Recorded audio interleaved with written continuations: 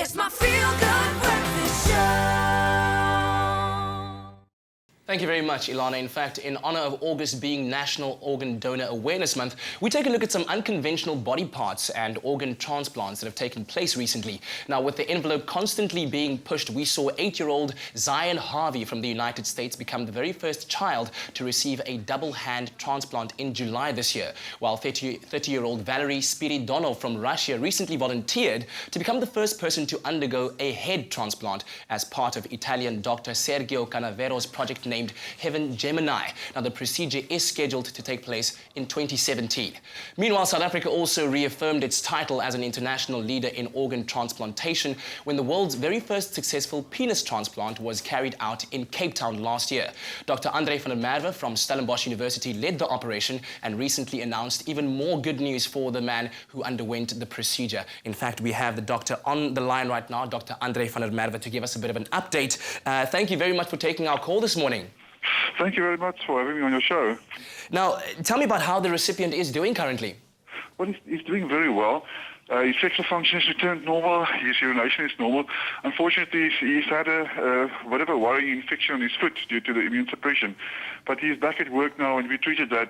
But this is one of the problems everybody on the transplant program faces, is that they can suffer from things like infection. You know, every cold is a potential danger. Every skin infection is a potential danger. And we are happy to say that this guy is now fine after his foot infection. That really is great news. But I understand that there's a greater need for this kind of procedure in South Africa than anywhere else in the world. How can this be changed?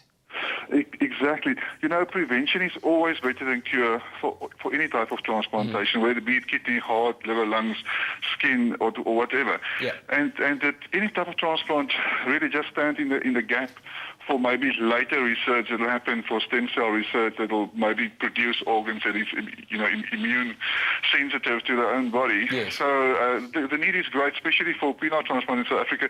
So many young men lose their penises and their lives are devastated. Yeah.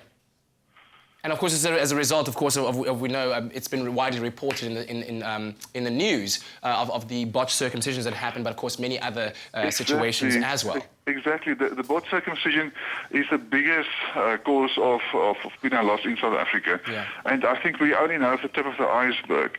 So there is definitely a big need to prevent botched circumcision. So I'm not against circumcision itself, the ritual, but really the way it's done in many places is completely unacceptable. Yeah. So as it currently stands, are you planning on executing any more of these procedures in the near future? Yes, definitely. Yeah, we've actually had to go ahead from our government in the Western Cape that we can go ahead with the next one. So we will be going ahead with that pretty soon. Well, Dr. van der Merwe, thank you very much for sharing the news with us and, of course, for executing the very first successful penis transplant in South Africa. Wonderful news. Thank you very much. Yeah, and I think it cannot be iterated or reiterated enough that organ donation can really save and change lives out there. If you'd like to find out more, visit the Organ Donation Foundation's website. They are at www.odf.org.za,